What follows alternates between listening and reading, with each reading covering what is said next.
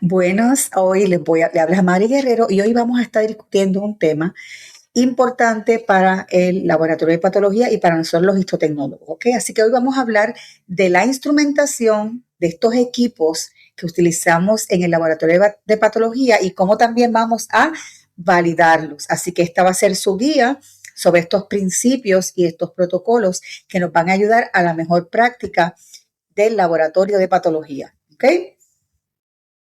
Entonces, ¿qué importancia tiene la validación de los equipos en el laboratorio de patología? La validación de nuestros equipos es más que un requisito regulatorio. Sabemos que los laboratorios de patología son regulados por agencias como CLIA, el Departamento de Salud de Puerto Rico, de igual forma otras entidades, ¿verdad? Así que cada resultado histopatológico va a depender directamente de la confiabilidad, la precisión y la consistencia de esos equipos que utilizamos durante el procesamiento, ¿verdad? En la fase analítica que hemos discutido anteriormente en el laboratorio de patología. Por lo tanto, es importante esta validación, número uno, por los diagnósticos, ¿verdad? Los resultados diagnósticos que sean más confiables. Debemos garantizar que los cortes histológicos sean reproducibles y que la calidad sea de primer nivel, ¿ok? Óptimo. Y esto es esencial porque de esta manera el patólogo puede emitir un diagnóstico mucho más confiable, mucho más certero, ¿verdad?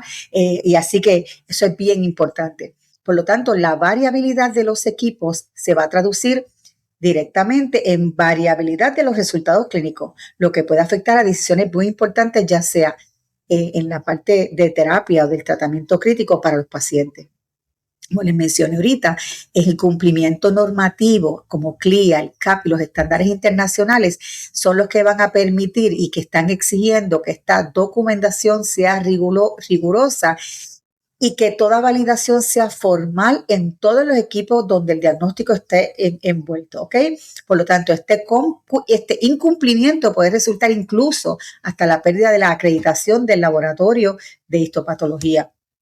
Otro rol crítico que también tenemos que tener en cuenta, ¿verdad? Es que el histotecnólogo tiene que darse cuenta de que usted es un profesional en primera línea. Nosotros no somos este profesional de laboratorio o este profesional médico que está detrás de sí, somos la mano derecha del patólogo, pero somos responsables de ejecutar, de documentar, de supervisar los procesos de validación. Así que somos profesionales de primera línea en el campo de la salud. Por lo tanto, es importante que usted, que lo va a ir adquiriendo con la experiencia, ¿verdad?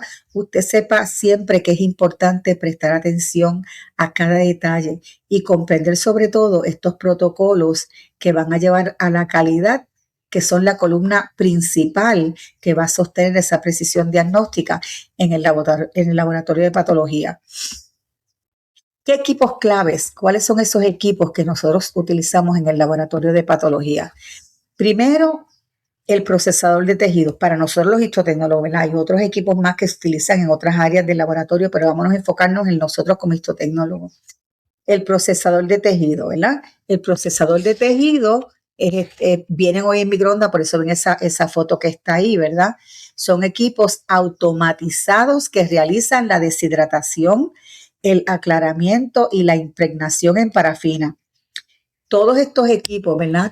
Tienen unos parámetros críticos de control de cada temperatura y cada estación va por tiempos, por ciclos y la integridad de los reactivos, es decir, la calidad de los reactivos es bien importante para que pueda seguirse la secuencia correcta. Si esto llega a fallar, si estos parámetros llegan a fallar, entonces la morfología celular de ese tejido se va a ver afectada completamente. Por otro lado, tenemos aquí el micrótomo. Este equipito que vemos aquí es el que nosotros vamos a utilizar para hacer el corte de los tejidos y prepararle a la laminilla eventualmente. Este equipo nos va a permitir hacer unas secciones, unos cortes histológicos de entre 3 a 5 micras de grosor. Y se calibra, ¿verdad? Ese grosor se va calibrando y se va alineando con la cuchilla y la tensión del tejido. Esta parte del ángulo de la cuchilla, la alineación del corte, el grosor, son parámetros que son importantes para obtener cortes y uniformes, ¿verdad? Y si no, y si que tenga tampoco artefactos, ya sea de estiramiento, de compresión o de fragmentación. Y lo vamos a ver más adelante, en la parte cuando estemos hablando de microtomía. Esta parte, fíjate, después del procesamiento de tejido, lo que llega es el estacionamiento, esta parte, que es el embedding center o el centro de inclusión. El centro de inclusión es un equipo que es bastante grande, es donde nosotros vamos a preparar en esa área todo lo que son los bloques de parafina una vez salen del procesador de tejido. Así que el procesamiento de tejido, después viene entonces la estación, el embedding center o las estaciones de inclusión. Aquí se usan temperaturas tanto frías como calientes. ¿Por qué? Porque tenemos parafina caliente derretida que debe estar siempre a unos 58 a 62 grados y la plataforma de enfriamiento que es donde vamos a hacer que los otros bloques sean homogéneos y los criostatos también es otro que les voy a hablar más adelante. En esta parte de la inclusión de los tejidos es bien importante la temperatura. Esa parafina tiene que estar caliente. Y por otro lado, la parte donde está fría, donde ponemos a enfriar esos bloquecitos para poder desprender el bloque, que lo vamos a ver más adelante, es bien importante, ¿ok? Incluso esta parafina está en un tanque donde nosotros tenemos que estarlo rellenando y verificando que no suba la temperatura porque va a crear entonces un fragmento o un sucio como que dentro del tanquecito y llega un momento que cuando al final del día, si ya la parafina hay menos, se puede limpiar y se debe arreglar para que ese sedimento que quede no caiga en el bloque que nosotros estamos preparando. Y aquí menciona también el criostato.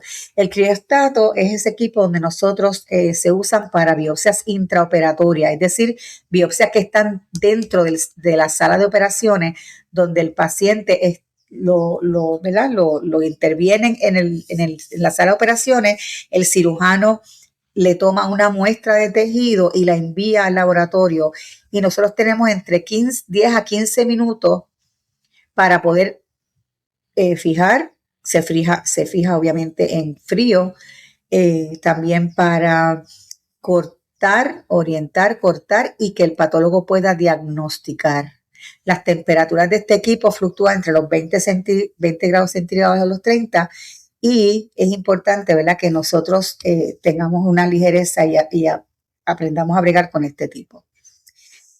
Lo otro que nos queda son las estaciones de tinción. En muchos laboratorios hoy día se hacen automatizadas.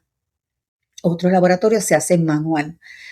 Nosotros estaremos evaluando también, estudiando lo que es el protocolo para cómo se hace y cuáles son los diferentes pasos de la primera tinción importante en el laboratorio, que es la de hematoxilina y eosina. Y estos instrumentos están diseñados para realizar esta tinción. También vienen para realizar tinciones especiales como en histoquímica, de manera reproducible, mucho, ¿verdad? Y los parámetros de temperatura, tiempos de incubación, concentración de los reactivos, es bien importante que se sigan, ¿ok? Aparte de que hay otras más, ¿verdad? Otros parámetros que los vamos a ver más adelante cuando estemos hablando de los diferentes casos, ¿ok? Entonces, y ya tenemos ahí que tenemos los equipos, procesamiento de tejido, si lo vamos a hacer por ese mismo orden, procesamiento de tejido, el centro de inclusión, el embedding center, el criostato y por último, la máquina de tinción automatizada. En esta parte de la máquina de tinción automatizada, debemos decir también que después que esas lamillas se tiñen, tienen que ser montadas, es decir, ponerle el cubreobjeto encima para poderlas sellar. Eso lo hemos visto en la universidad cuando estábamos estudiando y hablamos de la laminilla y del cubreobjeto, ¿verdad? Se usa una resina, se puede hacer a mano, manualmente, o se puede hacer, ¿verdad? Automáticamente. Hay veces que estos tinciones automatizados tienen una adherencia que nos permite a nosotros eso se hace automáticamente. Hay algunos equipos que se hacen el montaje con láminas de cristal y hay otras que se hacen por un rollo plástico. ¿Ok? Así que eso es importante también tenerlo en cuenta. ¿Cuáles son las etapas fundamentales del proceso de evaluación, ¿verdad? De validación de los equipos. Sabemos que cada vez que llega un equipo, ya sea nuevo o sea viejo o sea utilizado, ¿verdad?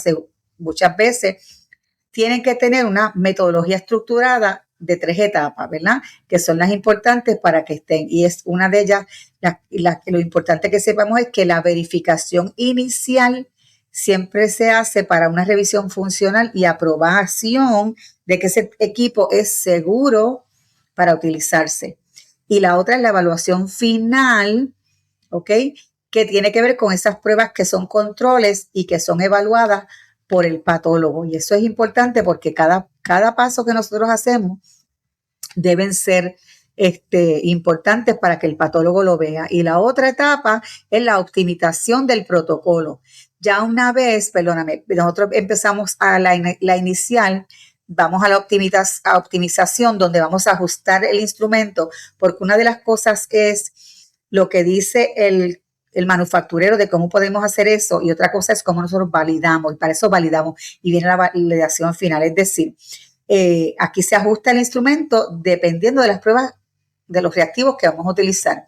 Por un ejemplo básico, te puedo decir que si estamos en la máquina de tinción y el protocolo dice 5 minutos en hematoxilina, 1 minuto en eosina, pero el patólogo, cuando tú la pasas al patólogo para verificarla bajo el microscopio, él no le gusta que esté tan azul, pues entonces él te puede decir que puedes bajar los minutos, y eso es lo que se llama, ¿verdad? La optimización del protocolo. Bajamos los minutos y así vamos haciendo el experimento, que es una de las cosas que a mí me gustan en el laboratorio de patología, que nosotros sí somos los científicos, somos los que podemos evaluar, subir, bajar, bregar con temperatura, bregar con tiempo de ajustes.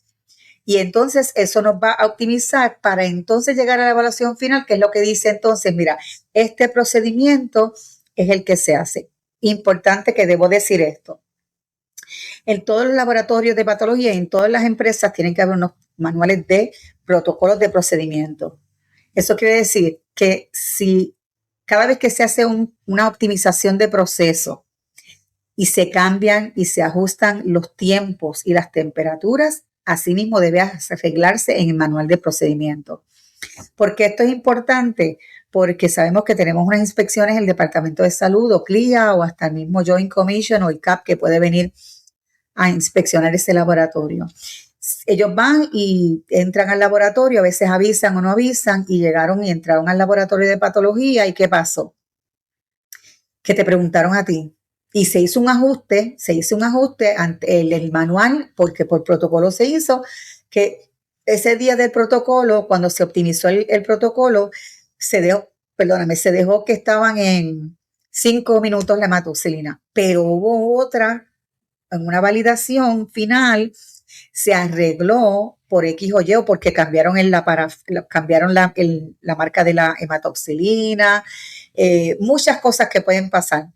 Entonces el patólogo te dice, no, pues vamos a bajarlo a 3 minutos en hematoxilina. Perfecto, tú lo sigues haciendo en 3, pero cuando viene la inspección te llegó de momento y te preguntó, y ven aquí, ¿cuánto tiempo ya cuánta gente viene a hacer las inspecciones? Ya entran, ellos han leído, entran primero a leer todos los manuales y los protocolos de todo lo que está escrito en el laboratorio. Así que ese inspector leyó que la hematoxilina estaba a 5. Y cuando fueron, después que dicen, pues hoy vámonos a ver a los histotecnólogos cómo están funcionando. Entonces ahí vienen y te preguntan, y dime, ¿cuánto tiempo lo estás dejando la hematoxilina? Estamos dejándolo 3. Y tú lo ves que es una marquita.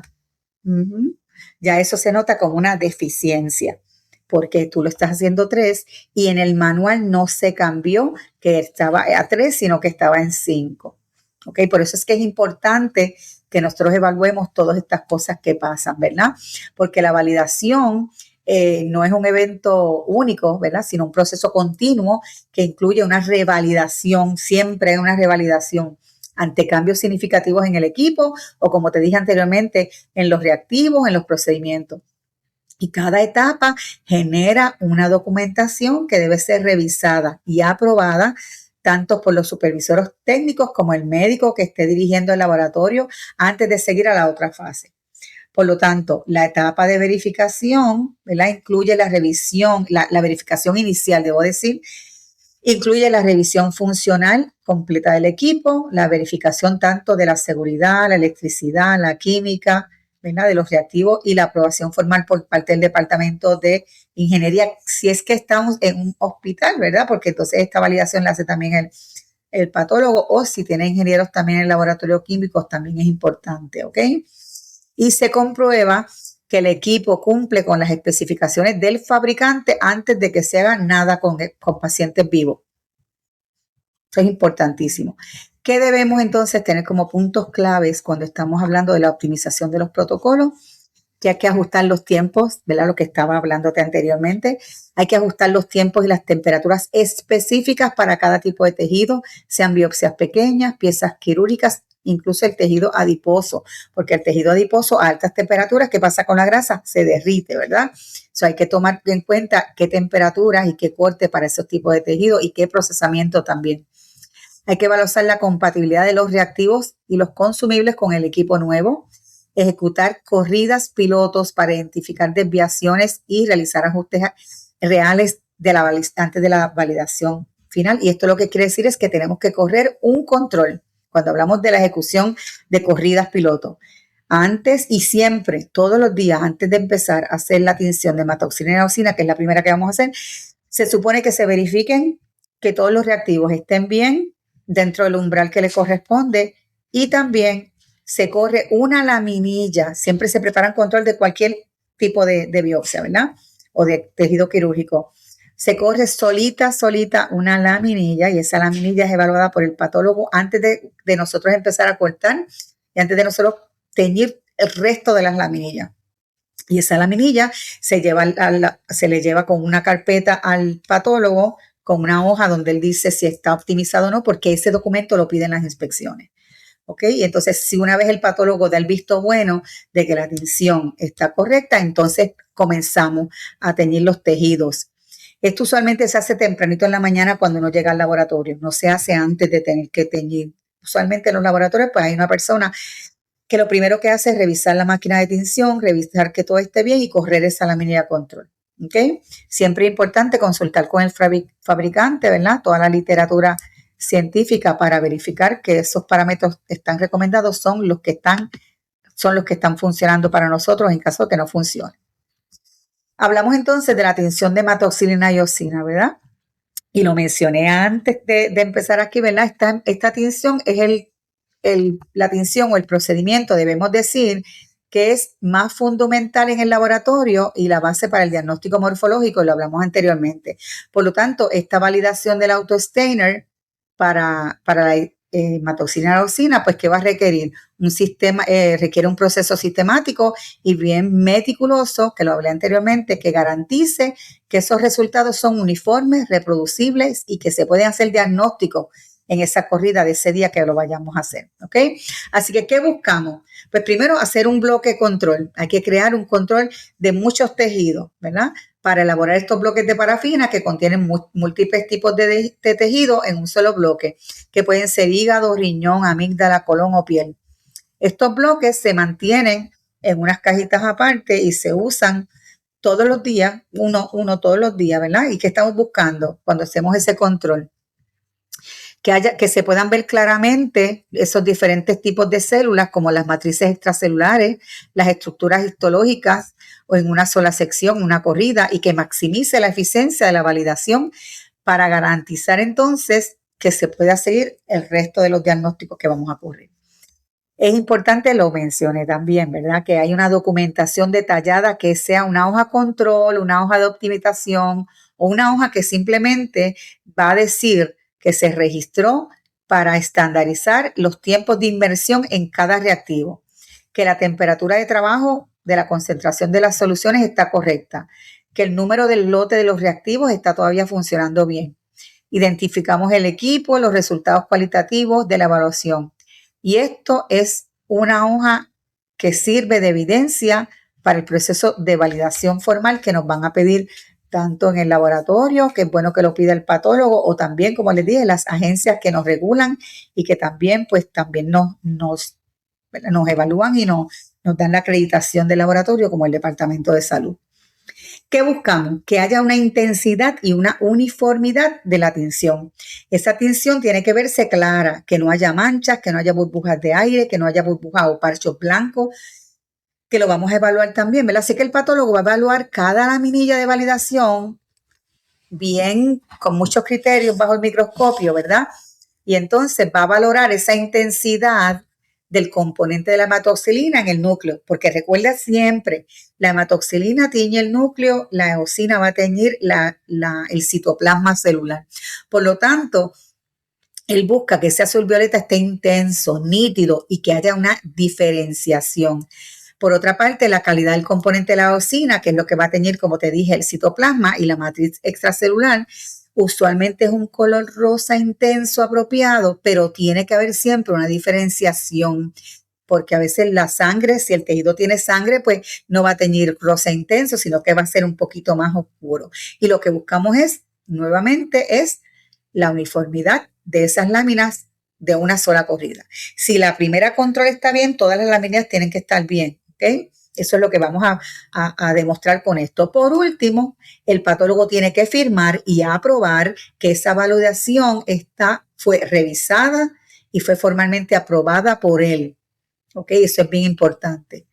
Así que eso es importante que nosotros lo tengamos en cuenta. Eso se hace todos los días, todos los días, todos los días en el laboratorio de patología. Ahora vamos a ver la validación del procesador de tejido. Aquí también es bien importante, ¿verdad? Porque el procesador de tejido es el más crítico porque se trabaja mientras nosotros estamos durmiendo la mayoría de las veces en las casas, él trabaja de noche. Ese equipo tiene que asegurarnos de que está bien, que cumple todos los criterios de control, porque la temperatura es importante, los tiempos de dispersión, los ciclos de deshidratación y la calidad de los reactivos es importante. ¿Por qué? Porque cualquier cosa que pase, pues va a ser una alarma y va a avisar y se dañaron todos los tejidos si no se verificó. ¿Ok? Así que ese registro diario de los parámetros también se evalúan y se escriben y se documentan diariamente. Por eso, la calibración de los termómetros y sensores térmicos es importante, así como el mantenimiento preventivo programado, porque cada equipo debe tener y tiene un plan de mantenimiento preventivo que ya está recomendado por el manufacturero y que nosotros debemos seguirlo para que la vida útil de ese equipo también esté bien correcta, ¿verdad? Esto incluye la limpieza de las cámaras, los baños de los reactivos, la lubricación de las partes móviles en el caso de los micrótomos, ¿ok? Que se mueven, hay que aceitarlos para que no se tranquen o ¿verdad? No se queden quietecitas y se dañen. Así que, ¿por qué hacemos un mantenimiento preventivo? Pues para reducir entonces significativamente la probabilidad de fallas inesperadas durante el procesamiento de estas muestras, sobre todo las que vienen urgentes. Hablamos de la calibración de los temporizadores. Los temporizadores internos de los procesadores y de los autostainers, ¿verdad? Y equipos de tinción se tienen que verificar periódicamente con cronómetros calibrados. Las discrepancias entre el equipo programado y el tiempo real, tiempo programado, debo decir, y el tiempo real, entonces pueden generar una sobre deshidratación de los tejidos. Por eso es que eso se tiene que verificar. Hoy día es mucho más fácil porque son computadorizados y ellos te traen hasta el diagrama que te va diciendo cuál es el nivel que tiene ya el reactivo, te va diciendo también cuántas corridas lleva la máquina. Así es cuestión de leer la pantalla, tirar el informe y ahí empezar entonces a hacer el control de calidad que se requiera hacer. Por lo tanto, estos registros, recuerden que sirven como evidencia también de auditorías. Todos los registros, veámoslos aquí, ¿verdad? Todos los registros de calibración y mantenimiento deben estar firmados por el responsable técnico con fecha y número de equipo, los resultados obtenidos y las acciones correctivas realizadas. Por eso es que siempre yo les digo que su firma es bien importante. Usted tiene que asegurarse de verificar que usted chequeó todo eso bien, porque su firma es la que le va a decir a usted, hey, yo verifiqué y eso está bien. Por lo tanto, nunca haga procesos a la ligera. Siempre asegúrese de que usted verificó y lo hizo. Y si tiene duda, vuelve y verifique para que usted tenga la certeza de que su firma fue está correcta, ¿verdad? De que usted dio exactamente lo que usted tenía que hacer correctamente dentro del procesamiento de esa parte de la, ¿verdad? De la garantía de la calidad, del control de calidad, ¿ok? Porque eso es importante. Y en inspecciones del CAP y de CLIA, CAP es el Colegio Americano de Patólogos, los inspectores solicitan al menos 2 años, esto es importante recordarlo, los 2 años de registros continuos como evidencia de que hay un programa de calidad activo. Si usted hay una ausencia de los registros completos, esto puede ser crítico y tiene que haber lo que se dice unos señalamientos dentro del laboratorio. Por eso es importante documentarlo y la firma de usted, recuerde que siempre la pone y es crítica, importante. Así que hablando de la documentación y de la validación, de los registros de validación, es importante que, ¿qué debe ser importante? Pues miren, primero, los formatos estandarizados de registro. El laboratorio debe desarrollar y utilizar unos formularios estándares para cada tipo de validación. Esto debe incluir identificación del equipo con el número de serie, modelo y ubicación, parámetros evaluados con valores obtenidos y los rangos aceptables, la descripción que usted utilizó para validarlo, los resultados de las pruebas con tejidos control, porque no es que esté en el laboratorio y diga, sí, se hizo control tal día y se botó la laminilla. Esa laminilla que usted utilizó, por ejemplo, para hacer la validación del Steiner, esa laminilla tiene que estar archivada. Se le tiene que poner en la partecita arriba, donde se pone el número de patología, ahí se pone la mirilla control, el tipo de tinción, porque eso se hace para todas las tinciones, tanto especiales, inmunohistoquímica y todo lo demás, el tipo de tinción, la fecha en que se hizo y usted pone la firmita también ahí, Salamilla, para que sepa, y la fecha, ¿verdad? Creo que lo mencioné, ¿ok? Otra cosa es la cadena de aprobaciones formales. Cada registro debe tener una cadena de aprobación jerárquica, ¿ok? Como se dice, la cadena de distribución, donde se vea quién fue el histotecnólogo que ejecutó la función, su firma en el registro inicial, el supervisor del laboratorio que hizo la reversión de los datos, la firma de la aceptación técnica y el director médico o el patólogo responsable tiene que finalmente firmar como que aprobó ese procedimiento para uso diagnóstico, ¿ok? Así que esta cadena de aprobaciones va a garantizarle a usted que hubo una supervisión en todos los niveles, ¿verdad? Y establece responsabilidades claras en eventos adversos. Eso es bien importante. ¿Por qué? Porque tiene que haber una accesibilidad en estas inspecciones regulatorias que he venido mencionando desde que comenzamos a hablar del tema, ¿verdad? Los registros de validación deben almacenarse de manera organizada, ya sea en formatos físico o digital, que bueno que eso ya lo aprobaron, porque antes había que, cuando empezó la época de las computadoras, sí lo teníamos digitalmente, pero ellos siempre lo querían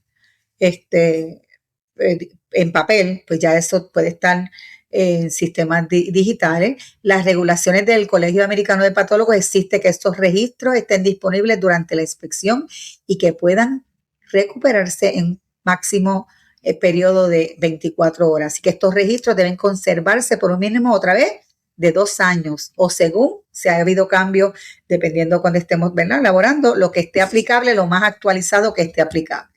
¿Ok? Así que, ¿qué elementos son esenciales para la validación? Pues miren, la fecha de la ejecución, el nombre del operador o del histotecnólogo responsable, lo mencioné ahorita, ¿verdad? Esto a modo de repaso. Identificación completa del equipo, sabes que tenemos que tener el ID, el número del modelo, el número de serie, la descripción del procedimiento o protocolo validado, es decir, hematoxilineosina, tinción de paz, tinción de busicarmina, todo eso tiene que estar, ¿verdad? Los parámetros medidos con valores obtenidos o rangos de aceptación, si fueron alterados o cambiados o recomendados, los resultados de evaluación por el patólogo con una descripción morfológica y la conclusión. ¿Fue aprobado? ¿No fue aprobado? ¿Requiere ajuste adicional? Y tiene que aparecer también las acciones correctivas y la firma con fecha de todos los que bregaron en la cadena jerárquica de esto. Por lo tanto, en los laboratorios modernos, ¿verdad?, que estamos hoy día, que es donde hay muchos sistemas electrónicos de gestión de calidad, que permiten el control de versiones de procedimientos operativos, estándares o SOPs, que también usted tiene que aprender a hacer un SOP, ¿verdad? Un manual estandarizado de los procedimientos del laboratorio. Tiene que también haber el seguimiento de las fechas de calibración y de vencimiento. Una cosa que es bien importante, que estos SOPs, se tienen que evaluar anualmente y tienen que aparecer con la fecha de revisión y la fecha futura de revisión, igualmente con la firma del patólogo, del director del laboratorio y del histotecnólogo supervisor que trabaje esos documentos. Vamos a ver unos casos prácticos aquí, ¿verdad? De todo lo que hemos hablado. Vamos a ver aquí. Tenemos un laboratorio de patología regional que incorporó entonces un sistema automatizado de tinción para hematoxilina y eosina con una capacidad mayor. Y el equipo de histotecnólogos ejecutó un protocolo de validación en 3 semanas.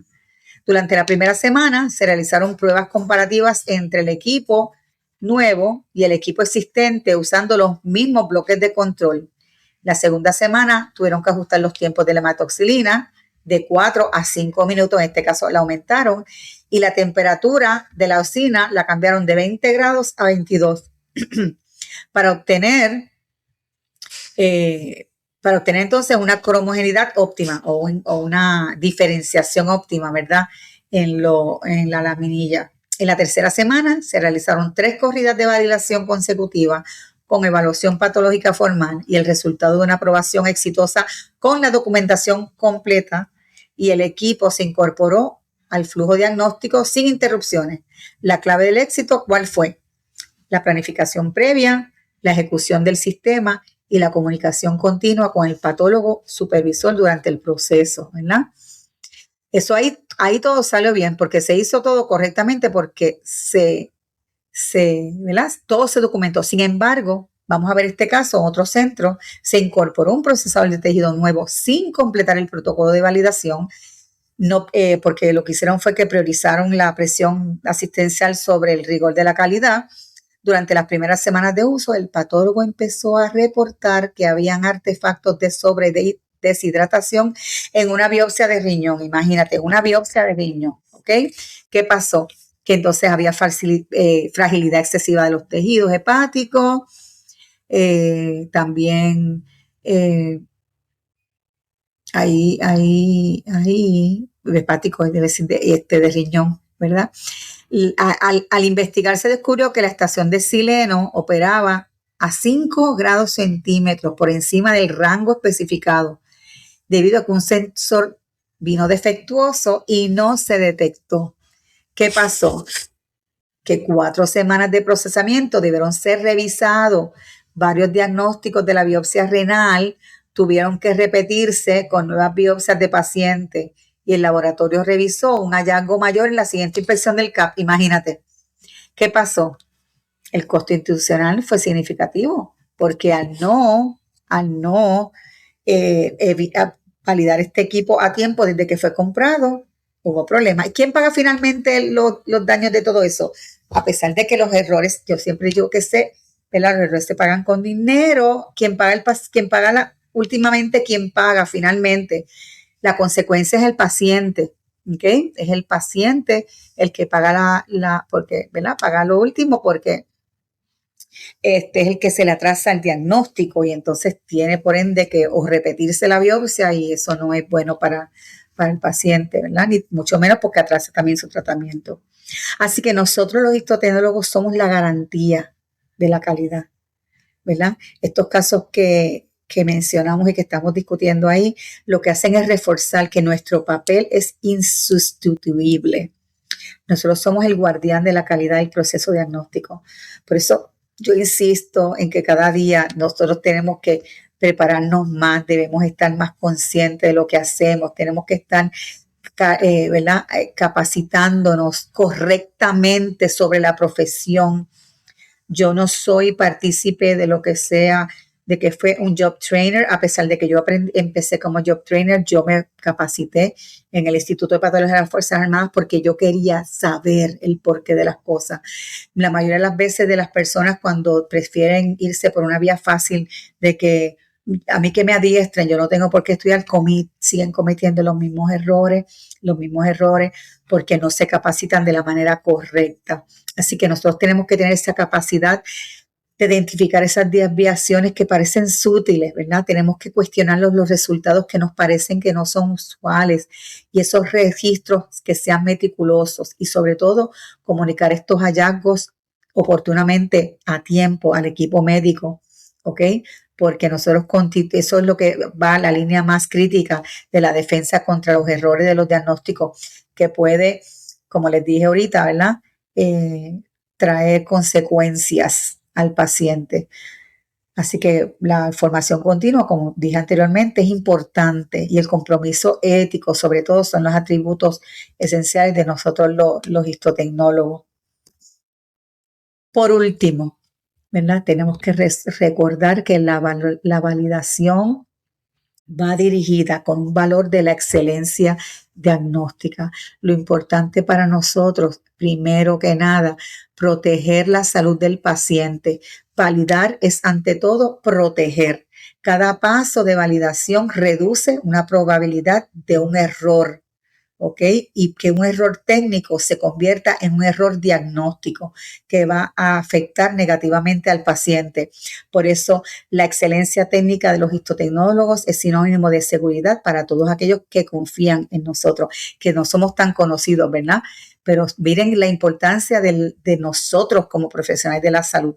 Por otro lado, la reputación o el prestigio que tiene esa institución donde nosotros trabajamos basado en el cumplimiento, porque cuando un laboratorio tiene unos profesionales, debo decir, que se preparan con un sólido adiestramiento de validación, eso va a proteger la acreditación del laboratorio, ¿ok? Como organismos, como mencioné anteriormente, del Colegio Americano de Patólogos, como de CLIA. Esto fortalece también a la institución y reduce la exposición de riesgos legales y regulatorios, porque la excelencia de la validación también hace una gran diferencia competitiva, hablando de negocio, posicionando un laboratorio como referencia de mejor calidad. Por otro lado, la instrumentación precisa como base diagnóstica. Nuestros equipos tienen que ser precisos, validados rigurosamente, para que tenga y construya diagnósticos histopatológicos confiables.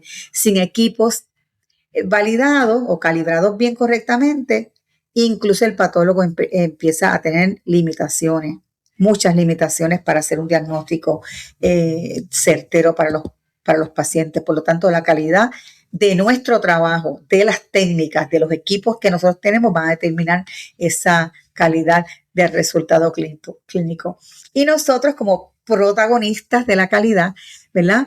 Somos indiscutiblemente implementadores de ese control de calidad dentro del laboratorio de patología. Por eso nosotros debemos adoptar prácticas rigurosas y documentadas, mantenernos actualizados de las regulaciones y de los avances tecnológicos y ejercer así un liderazgo técnico con convicción de que es clave, que son las claves para el éxito continuo y esta diferencia en nuestra disciplina tan apasionante y del alto impacto clínico que tenemos. Por lo tanto, ¿verdad? Hacemos un llamado a la acción adoptando prácticas de validación rigurosas desde hoy, ¿verdad? Que están en este curso desde hoy, vamos a empezar. Y recordemos que siempre tenemos que estar documentando cada evento, cada proceso, cuestionando cada desviación, colaborar activamente con el equipo para mantener esos altos estándares de calidad. Recuerda que tu trabajo salva vidas y la evaluación es como tú lo vas a garantizar. Así que hasta el próximo tema, manténgase así al día y seguimos entonces preparándonos para el próximo tema que vamos a tocar.